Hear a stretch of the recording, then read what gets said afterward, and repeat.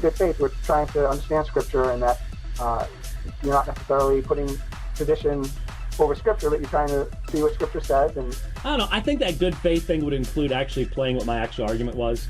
Don't you think? I mean, every time I've responded to Dr. Basciano, I've actually represented him accurately by actually, citing him. Like, I think his comments on Acts 13:48 are just out in the woods. But I didn't just jump to his conclusion and ignore his arguments in dealing with that. Interpreting Scripture and trying to make a case what you believe Scripture is saying. And so it just seems to be a bit of a poison in the well. Right. Well, and it's interesting that White takes a couple of different approaches with me. Part of the time he's saying... Now, by the way, this was embarrassing to me. You bring a scholar on, he is a scholar, and then Leighton starts doing the, and by the way, he makes references to me about this, that, the other thing, as if this guy either cares or would even know about these things.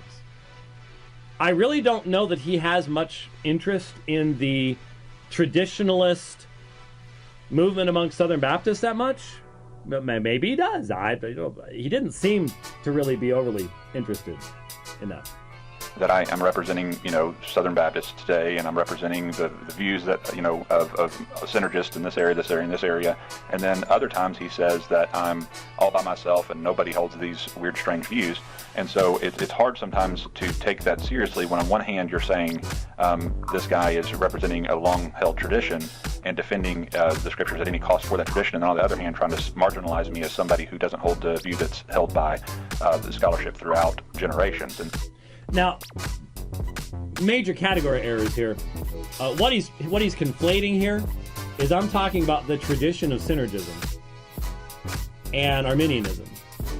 But then he conflates that with his odd readings in either Romans 9 or John 6. I'm not sure which one of the two he's referring to, but he takes rather odd viewpoints, as a number of other people have pointed out. No, so he's putting them together and trying to get this guy to say, yes, bad, James, bad man. Seems to go back to this idea of you're just going with tradition, and I guess would want to alert people to, just to realize what's going on with that. As he says that it seems to be again like a poisoning of the well, suggesting that you're just going by tradition, and it's almost a way of trying to negate any substance that you have to what you're saying. Because if it's all just painted as, that's just being controlled by your tradition, then it seems to have that. I call it catch-all. I call it catch-all argument. It's a catch-all argument. It's like, I don't want to deal specifically with those actual arguments that he made, so I'll do a catch-all argument, which is, this is another example of someone who puts tradition first. So it's catch-all argument because I don't want to actually deal with the substance of Leighton Flowers' arguments. It's even hard to say without laughing. Because I had spent 40 minutes doing that. Prior to that, laying the foundation. But I'm just bringing up this. My whole argument is that you are blinded by your tradition, which of course wasn't my whole argument at all.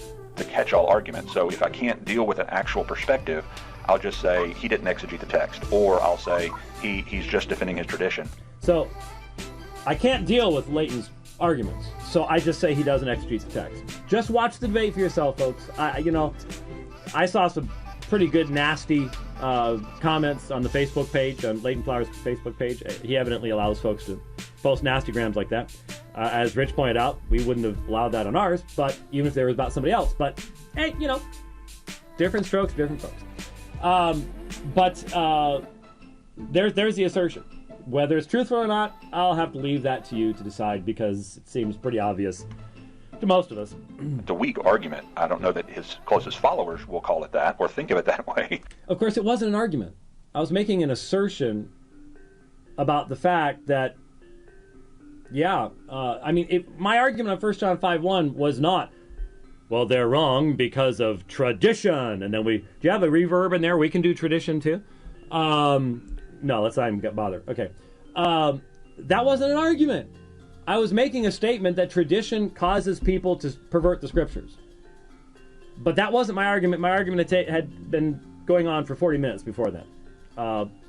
More misrepresentation. but it's probably one of the weakest of argumentation as far as in a discussion or debate over a particular interpretation. Yeah, well, if I use that argument, then that would be relevant, but it's not. 1 John 5:10. Ha pistuon. Okay, where's pas? Well, we don't. So now, then they play me. This is, again, I've laid the foundation for all of this for a long time before this. And now they're playing the conclusion of this. But listen carefully to what I say. Listen carefully to what I say, because I didn't catch, because I'm listening, sometimes when you listen to yourself, you sort of just zone out because you know what you had said. At least you think you did. Listen to what I say here. A pause here. So there's one difference. The one believing in the Son of God has the testimony in himself. The one not believing. So now we have a negative. We have a negative may in God. A liar has made him, because he has not believed in the testimony which God has testified concerning his Son.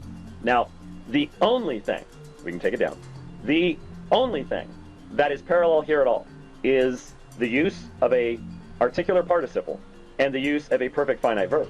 If someone tried to go to 2 Peter and overthrow the Granville-Sharp construction in the same fashion, Leighton Flowers would never accept it, but he will here because he has a tradition, and his tradition takes precedence over the Scripture itself. This is not a syntactical parallel.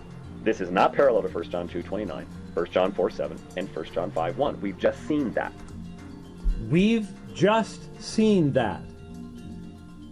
Where? Where? If either one of these men had actually taken the time to seriously listen to what I was saying, wouldn't the first thought across your mind be, where? I think I might need to back up the tape a little bit here. Well, okay. Back up the MP3 a little bit here. Back up the YouTube video here. Whatever. And then they would have gone, oh, golly Bob, there's 40 more minutes of stuff here. But they didn't. And I have every right to say, to quote a source of information that is absolutely final in arbitrating disputes like this, Captain Hook, bad form. Bad form. Straight from Peter Pan. Yes, indeed. I remember when my kids were listening to that. But anyways, it was right there. Guess we just sort of skipped that part. Didn't really listen. Didn't really catch that. Good job. So, but what if you use this? What if you believe this?